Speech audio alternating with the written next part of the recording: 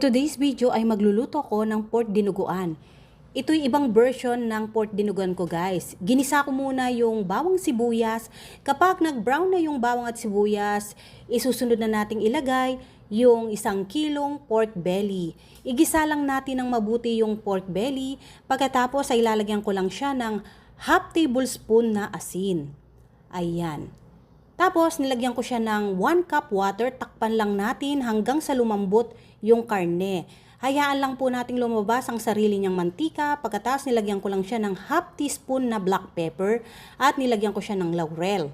Ayan, haluin lang natin ng mabuti.